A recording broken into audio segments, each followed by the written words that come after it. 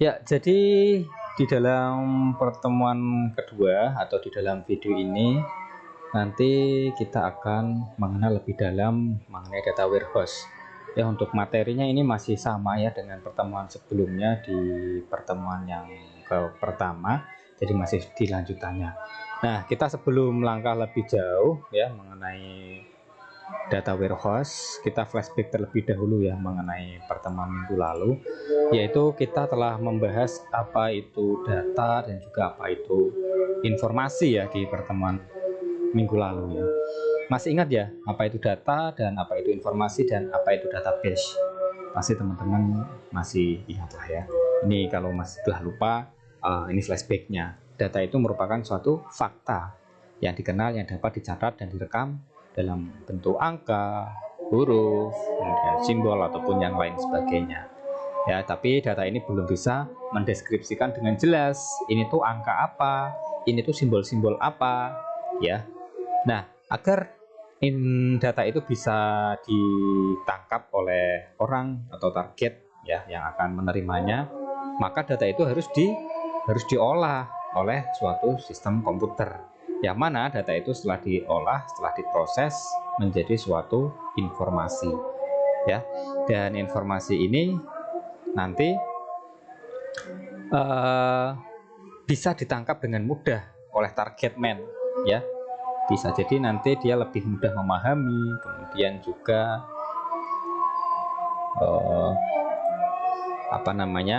informasi-informasi ini bisa disimpan ke dalam sebuah basis data, tempat penyimpanan data yang terpusat ya, dan bisa diakses oleh seseorang yang memiliki akses ya, ataupun admin, HRD, ataupun orang yang berwenang di dalam perusahaan ataupun di dalam organisasi tersebut.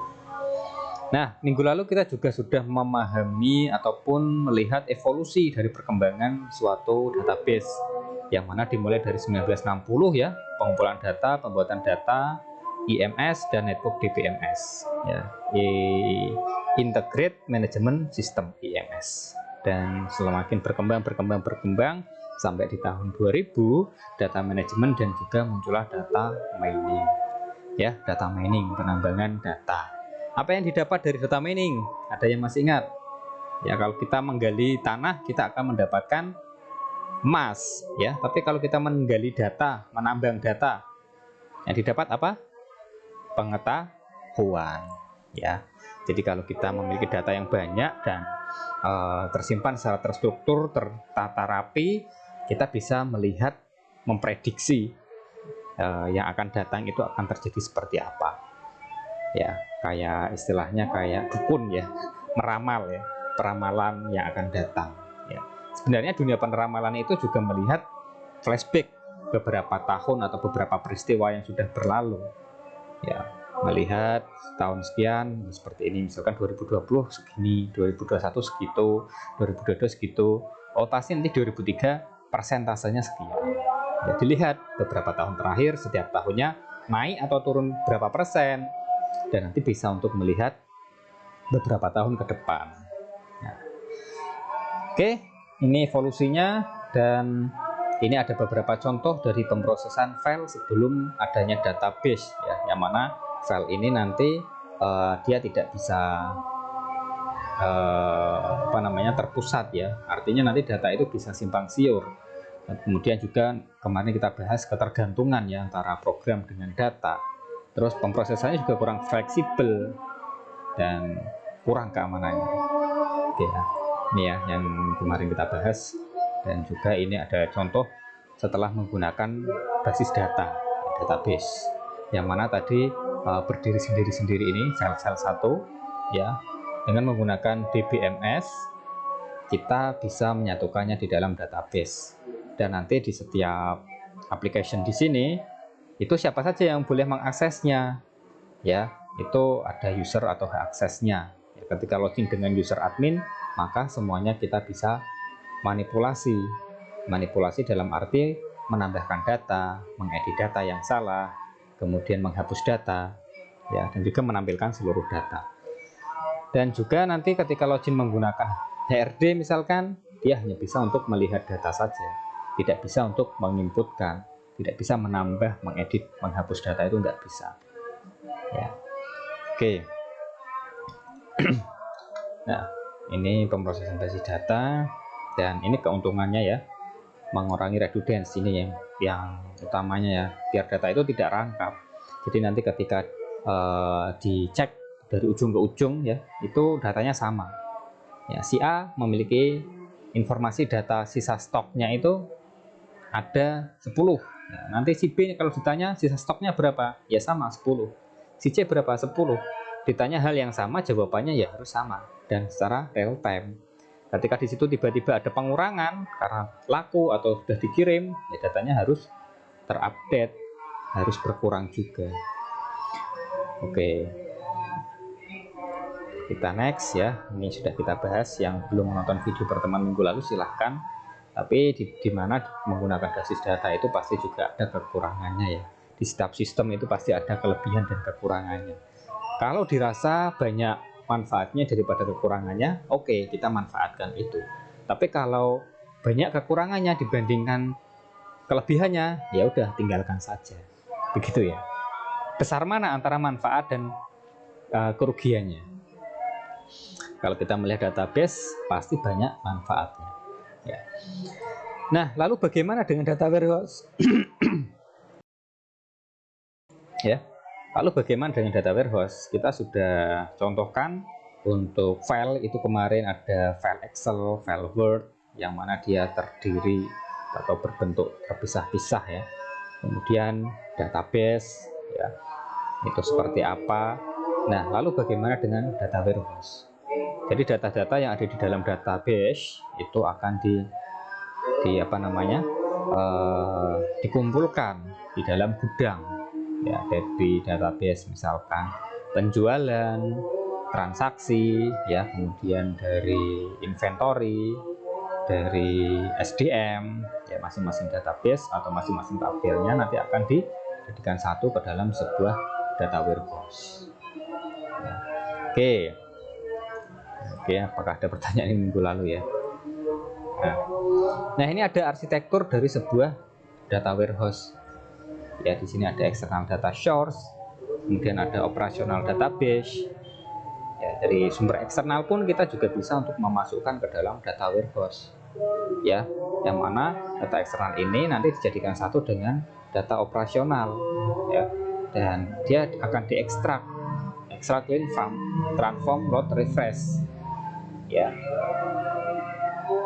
Jadi dia akan dimasukkan ke dalam sebuah data warehouse, operational database ya, dan dari data eksternal dia dimasukkan ke dalam data warehouse, yang mana data warehouse ini dia akan terdiri dari metadata repository. Metadata itu bagian-bagian datanya. Data-data yang tadinya ada di operational database dia dikelompokkan ini berbeda-beda sesuai dengan karakteristiknya. Kemudian dia dimasukkan ke dalam data warehouse, entah itu di server ya, maksudnya di server internal ya, lokal server yang ada di perusahaan itu sendiri, atau perusahaan itu menyewa sebuah server. Dan dari database tersebut, dari data warehouse tersebut, maka bisa dianalisis. Nah, ini contohnya menggunakan OLAP ya, online analytical process ya. Nah, itu akan muncullah sebuah data mining ya, kita menambang suatu data-data yang ada di dalam data warehouse untuk meramalkan apa yang akan terjadi di masa yang akan datang ya, maksudnya sesuai dengan datanya disimpan tentunya ya. Kalau kita menyimpan data-data berkaitan dengan proses penjualan ya, berarti nanti kita bisa mengetahui penjualan 1 tahun, 2 tahun ke depan itu bagaimana ya, produk-produk apa saja yang akan laku keras, apa yang harus dipersiapkan. Kemudian kalau kita melihat dari misalkan data perusahaan ya, yang mengenai pengolahan produk, dan mungkin bisa dilihat nanti produk-produk apa yang laku keras ya, maksudnya di bagian bulan apa dia sangat cepat sekali penjualannya. Biasanya buffer itu kalau laku cepat itu menjelang Ramadan ya, menjelang Idul Fitri ya, itu nanti di saat Lebaran itu pasti puasa terakhir ya, atau setidaknya H-2 minggu sebelum Lebaran itu pasti laku keras di sana. Nah, terus nanti pabriknya juga harus menyiapkan H-1 bulan atau H-2 bulan bahkan itu sudah mulai digenjot proses produksinya. Ya, kalau H-2 bulan harus digenjot produksinya berarti H-3 bulan, H-4 bulan produk mentahnya harus ready dulu, harus siap dulu. Ya, harus siap dulu. Nah, itu yang bisa di sedikit gambaran mengenai apa sih manfaat dari menambang data itu ya. Itu baru contoh kecil ya teman-teman ya, belum lagi untuk contoh-contoh yang besar, masih banyak lagi contoh yang bisa ditambang di dalam data warehouse. Ini ada gambaran ya, ini dari source sistemnya, ada operasional data 1, operasional data 2, operasional data 3 ya, atau database 1, database 2 ini baik dari apa namanya, ini kan source system sumber data ya, berarti dia bisa saja dari database SDM ya, sumber daya manusia berkaitan dengan presensi, berkaitan dengan izin ya, kinerjanya bagaimana. Terus misalkan operasional data N ini berkaitan dengan produksi barang, 1 bulan ini bisa produksi berapa unit atau berapa produk ya, kok bisa menurun kenapa, kok bisa naik kenapa. Nah, itu ada di sini ya. Bisa juga dari eksternal data dari luar ya, ini sumber-sumbernya kemudian diekstrak dia ke dalam suatu data staging, data penyimpanan sementara ya, raw data. Dia menulis data-data baru di sini ditransformasikan. Kalau kita melihat di sebuah tabel itu yang ada namanya tabel normalisasi ya, agar nanti data-datanya itu tidak ganda ya, karena tadi dia berasal dari beberapa database. Ini nanti antar database bisa direlasikan ya, antar database bisa digabungkan, kira-kira apa saja yang perlu disimpan dari database 1, kemudian dari database 2 itu apa saja, ada yang ganda enggak ya, datanya ada yang ganda tidak. Oke, nanti ditampung dulu sambil dinormalisasi ya. Setelah itu nanti akan di load ya ke dalam data warehouse, akan disimpan ke data storage ini berupa data mart, data perbagian yang sudah dinormalisasi di dalam data staging tadi ya. Data mart ya akan masuk ke dalam data warehouse. Nah, kemudian dari data warehouse tersebut bisa dianalisis ya, based user access ya, entah itu membuat laporannya, kemudian dianalisis ya, data mining, ya, ditambang. Nah, semua ini ya, semua proses ini itu masuk ke dalam metadata ya. Jadi menjalankan data-data yang disimpan di dalam semua ini.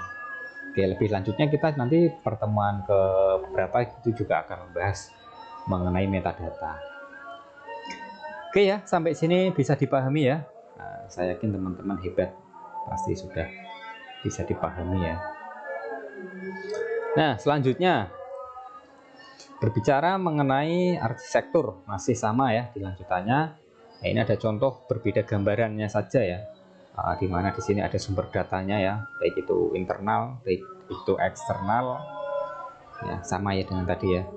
Di data staging disimpan sementara dulu, kemudian data storage, yang mana data storage ini nanti dia dibagi lagi ya menjadi beberapa data mart ya, karena tadi yang dinormalisasi kemudian disimpan ke dalam data warehouse ya, dan nanti ini bisa menjadikan suatu informasi delivery ya, dikirim untuk dianalisa baik itu online ataupun offline ya, online analytical, dan ketemulah reportnya.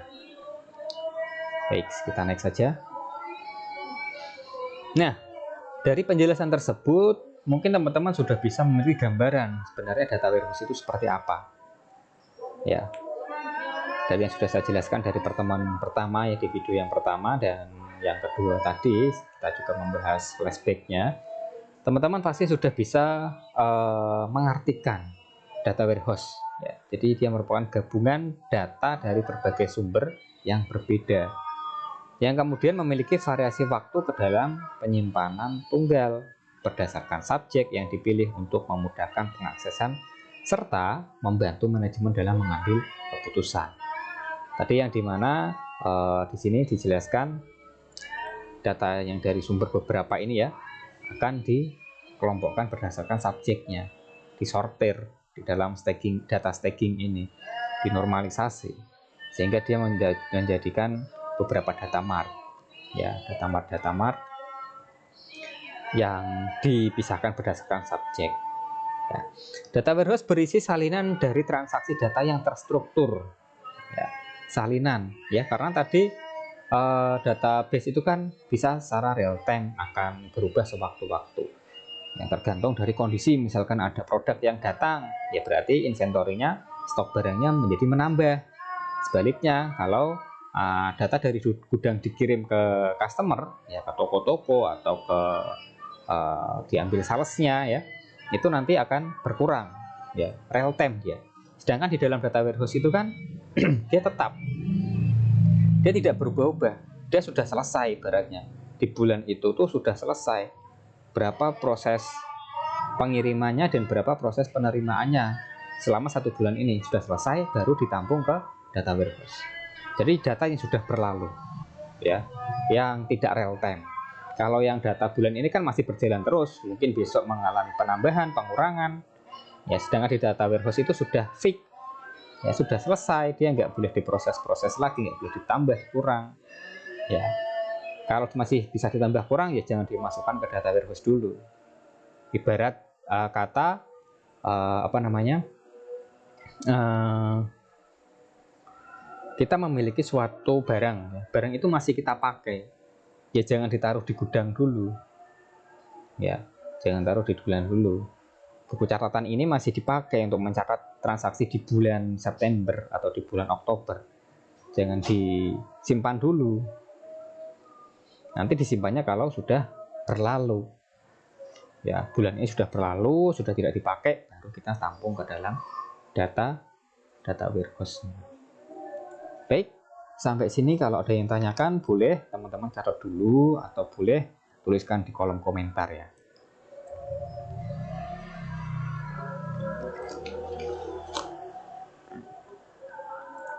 Baik, kita lanjutkan.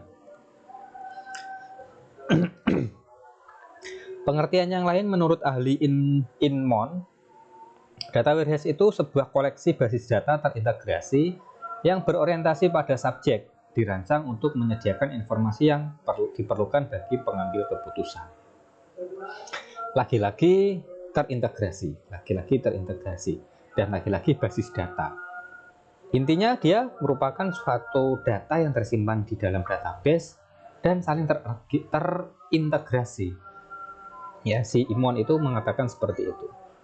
Database pendukung keputusan yang dipelihara secara terpisah dari database operasional organisasi. Database dari beberapa departemen, dari beberapa bagian, disimpan secara terpisah awalnya, tetapi dimasukkan ke gudang yang sama, ya, tadi berdasarkan subjeknya.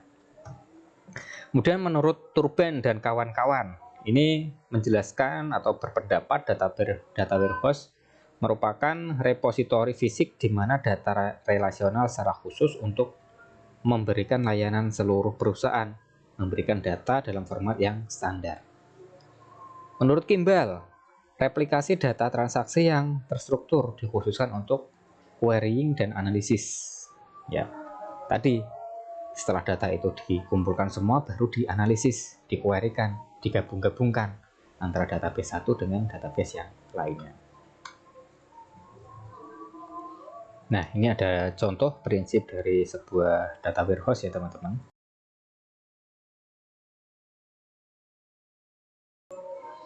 Yang mana ini ada bagian sumber data internal, ya, atau data 1, data 2 ini. Kemudian juga bisa dari data eksternal yang ditampung semuanya dengan menggunakan manajer data warehouse, ya, dimana di sini data itu akan disambung ke dalam data warehouse, dan data warehouse ini juga bisa diolap, ya, dianalisis dan juga digali informasinya apa saja yang bisa diperoleh dari data tersebut. Next, ya. Nah, apa sih tujuan dari data warehouse dan karakteristiknya itu bagaimana? Ya. Tujuan dari data warehouse sendiri itu untuk meningkatkan kualitas dan akurasi informasi bisnis dan mengirimkan informasi ke pemakai dalam bentuk yang dimengerti dan dapat diakses dengan mudah. Bayangkan kalau kita misalkan di sini memiliki atau mengelola suatu perusahaan tersebut karyawannya ratusan orang. Kalau karyawannya banyak, pasti produk yang dihasilkan juga banyak, ya kan? Nah, untuk melihat itu semua, untuk merangkul ya, istilahnya banyak itu mau dicakupkan kecil untuk dilihat prosesnya seperti apa sih.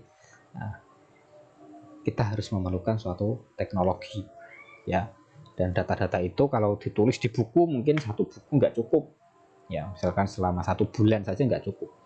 Nah, ini data warehouse ini bisa menampung bahkan berapa tahun ya, yang mana kalau kita bisa melihat dengan segi yang persentase, misalkan ya, hanya dibuat persentase, nanti dia semakin mudah untuk dipahami ya. Nah, kalau mudah dipahami, oh berarti selama 1 semester atau selama 6 bulan terakhir ini produksinya menurun. Produk yang dihasilkan itu yang awalnya sampai ratusan kok di 6 semester belakang ini, 6 bulan belakang ini kok menjadi 50. Lah, ini turun kenapa? Nah, di situ nantilah bisa dicari penyebabnya. Ini kenapa kok seperti ini? Ya, harus diatasi. Kalau nggak diatasi, bisa-bisa nanti oleng perusahaannya, bisa gulung tikar ya kalau terus lanjut seperti itu. Karakteristik dari data warehouse sendiri itu ada subject oriented ya, yang dimana data warehouse didesain untuk menganalisa dan berdasarkan subjek-subjek tertentu dalam organisasi, bukan pada proses ataupun fungsi aplikasi tertentu. Ya. Kemudian ada integrated ya, mengintegrasikan data dari sumber-sumber dan aplikasi dalam organisasi. Ya, atau yang subject oriented ini sesuai dengan kebutuhan ya. Di bagian mana? Misalkan subjek bagian penjualan. Ya. Kemudian yang kedua terintegrasi jadi satu, misalkan antara penjualan, penyimpanan. Ya, terus kemudian misalkan ada return ya, karena produknya cacat, nah, ini ada returnnya. Terus ada time variant, seluruh data pada data warehouse dapat dikatakan akurat atau valid pada rentang waktu tertentu. Berapa tahun ini ya, misalkan kita hanya mengacu pada 3 tahun terakhir, ya udah tahun keempat, tahun kelima dibiarkan saja, nggak usah ikut dianalisis. Atau kita hanya mengacu pada 1 tahun terakhir ya, atau rentan waktu terkhusus, waktu setelah pandemi ya. Jadi di 2020, 21, 22 kita ambil, yang 2019, 2018, 17 nggak usah diambil ya, karena kan kebiasaan orang-orang itu sudah berbeda. Setelah dan sebelum pandemi itu banyak yang berubah ya, termasuk perkuliahan kita ini juga berubah ya, dulu nggak seperti ini. Nah, lanjut, database non volatile ya. Volatile apa sih maksudnya ya? Jadi data pada data warehouse itu tidak diupdate secara real time, tetapi di refresh dari sistem operasional secara reguler. Tadi yang saya katakan, data yang kalau masih digunakan jangan ditampung dulu di dalam data warehouse. Selama bulan ini diselesaikan dulu, dirampungkan dulu, baru setelah ganti bulan, oke lah, bulan ini datanya di refresh untuk dimasukkan ke dalam data warehouse ya, karena data warehouse ini tidak real time. Yang real time itu adalah database. Pada data warehouse hanya ada 2 kegiatan memanipulasi data, yaitu loading data untuk mengambil dan akses data untuk mengakses data warehouse ya. Oke, hanya ada 2. Database untuk transaksi ya, atau operasional ini real time.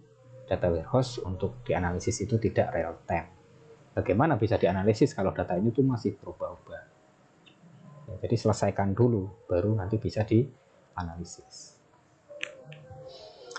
Contoh dari subject oriented ini ya, yang sebelah kiri ada operational application, yang sebelah kanan data warehouse subject. Nah, ini ada order processing ya, ada customer launch, kemudian ada customer billing, customer processing, saving, dan lain sebagainya. Ini merupakan contoh-contoh dari operasional application. Ya. Kalau di data warehouse ada sales, ada customer, ada claim, ada policy, account, produk. Yang mana misalkan ini mau klaim garansi ya, biasanya kan ada kode khusus untuk setiap produk di distributor tertentu ya, atau di distributor tertentu itu memiliki kode ya, baik itu stiker atau label ya. Jadi kalau produknya ada stikernya ini atau labelnya ini, dia membeli dari saya ya, dari distributor A misalkan.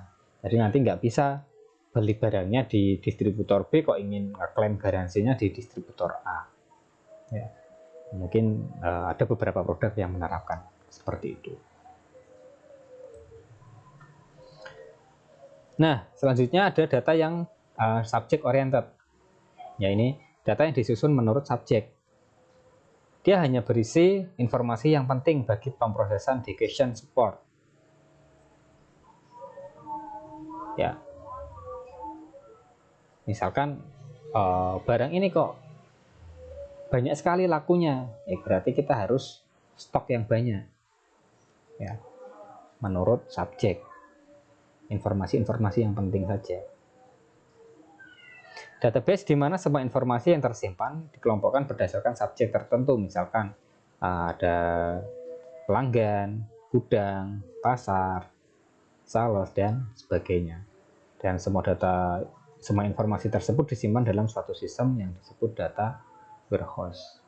Ya, data-data di setiap subjek dirangkum ke dalam dimensi. Ya, jadi data ini memiliki dimensi. Nah, contohnya seperti wilayah ya, provinsi, kemudian kota, kecamatan. Yang kotanya itu luas areanya atau padat penduduknya, pasti harus dikirim stok yang banyak, ya dibedakan nanti. Ya, baik itu berdasarkan wilayah atau prioritas waktu, periode waktu, ya, produk, ya juga wilayah tadi ya. Nah, sehingga dapat memberikan nilai histori untuk bahan analisis. Nah, dan ini ada contoh integrasinya ya. Gratis menjadikan beberapa bagian menjadi satu. Data-data yang berasal dari aplikasi dan akun-akun ya, saving account, checking account, launch akun ya, launch akun peminjaman ya, atau checking akun ke akun cek akun nasabah misalkan ya. Semua itu akan disimpan ke dalam data warehouse berdasarkan subjek. Oh, ini karena ada penyimpanan akun ya, akun penyimpanan, akun cek, dan akun pinjaman, ya sudah, ini dikategorikan sebagai subjek akun saja. Tapi kalau misalkan berkaitan dengan penjualan atau sale, ya misalkan transaksi penjualan, kemudian order penjualan, ya atau return penjualan, itu nanti subjeknya bisa sale ya atau penjualan. Nah, kan disimpan berdasarkan subjeknya. Nah, jika data terletak pada berbagai aplikasi yang terpisah dalam satu lingkungan operasional, encoding data sering tidak seragam, sehingga bila data dipindahkan ke data warehouse, maka coding akan diasumsikan seperti lazimnya. Ya, integrate. Kalau datanya terpisah-pisah, ya meskipun masih di dalam satu operasional, maka nanti endingnya ya, encodingnya data sering tidak seragam ya, stoknya berbeda-beda antara yang di A dan di B ya. Ini kok bisa berbeda ya, data presensi ini kok si A bulan ini nggak berangkat satu kali, tapi di database yang kedua kok berangkat terus, ini yang benar yang mana ya, tidak sesuai nantinya. Dan ini ada contoh time variant ya, yang mana data warehouse digunakan tempat untuk storing selama 5-10 tahun. Ini yang kita kenal sebagai 3 dimensi itu ya. Jadi kan biasanya kalau kita membuat tabel atau grafik itu hanya ada 2 bagian ya, kalau nggak X ya Y. Nah, tapi di sini ada Z-nya ke belakangnya sana ya, tahun ke-1, tahun ke-2, tahun ke-3 dan ke-4. Ini dapat bisa mempermudah ya, mempersimpel tampilan. Nah, kalau nggak ada Z-nya ke belakang sana, nanti mungkin tahun ini akan masuk di kolom belakang sini ya, setelah produk ya. Jadi di Jawa Tengah, produk yang pertama tahun ini laku berapa ya. Produk 1 tahun 2020 laku berapa, produk 1 tahun 2021 laku berapa, dan seterusnya. Sehingga akan menjadi panjang sekali nanti ya ke kanannya. Dan barisnya juga akan menjadi banyak sekali ya, karena kan setiap tahun dia memiliki wilayah yang beda-beda, ini juga Jawa Tengah, Jawa Barat. Nah, dengan menggunakan teknik ini nanti bisa melihat dengan mudah.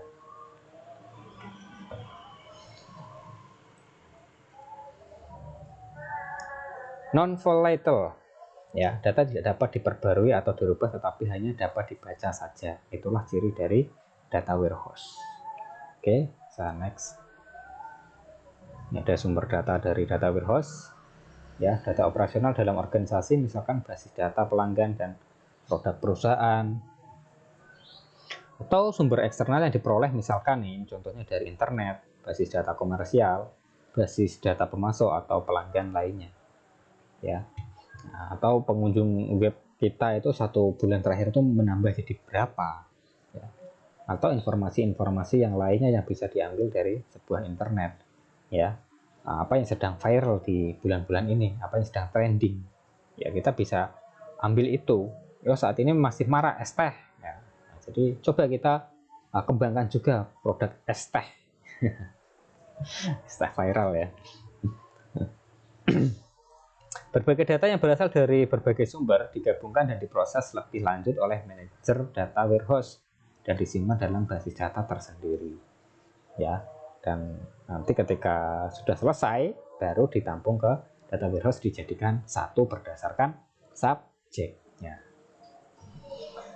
Oke, selanjutnya perangkat lunak seperti OLAP dan data mining dapat digunakan oleh pemakai untuk mengakses data warehouse yang tujuannya untuk menganalisis, melihat data yang sudah kita tampung selama 1 tahun itu seperti apa sih, lika-liku data ini, lika-liku perjalanan perusahaan kita itu seperti apa, mulai dari produksi yang hanya 10 barang, 10 produk, terus naik menjadi 100, turun lagi menjadi 50, turun lagi menjadi 5, lika-likunya seperti apa, dan kenapa itu bisa terjadi.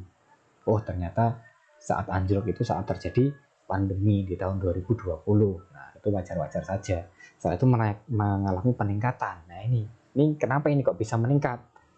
Dicari apa penyebabnya kok bisa meningkat dan dikembangkan terus. Nah, kalau seperti ini modelnya, permintaan yang tinggi, permintaannya itu dari area mana? Apakah dari lingkungan atau dari provinsi di perusahaan ini saja? Ternyata sampai luar provinsi. Nah, bagaimana kalau kita membuka cabang di sana? Biaya produksinya pasti lebih, biaya transportasinya akan lebih murah, sehingga kita bisa memberikan harga yang lebih murah di sana. Oke, nah itu membuka cabang di tempat baru, yaitu lebih bagus lagi ya. Itu tujuan-tujuan utama. Oke, lanjut lagi. Ini sifat dari data warehouse ya. Ini kok sama ya dengan yang tadi ya, multidimensial ya, berarti bahwa terdapat banyak lapisan kolom. Ini simpulan-simpulan ya. Ini sifat dari data warehouse. Berdasarkan susunan data itu bisa diamati dengan mudah ya. Berapa jumlah produk satu terjual Jawa Tengah selama tahun ketiga misalkan. Tahun ketiga ini berapa produk satu di Jawa Tengah. Ini berarti tahun ketiga. Di tahun keempat berarti ini. Atau produk ketiga di Jawa Barat tahun ke-1. Oh, berarti yang bawah ya, maaf yang bawah. Ya, kan lebih mudah ya mencarinya di sini. Ya kalau masih sedikit ya, tapi kalau sudah banyak ya lebih sulit ya. Tapi kalau ditulis dengan kolom semua, misalkan tahunnya ada di kolom sini ya, nggak ada yang ke belakang sana, itu juga pasti akan lebih ribet.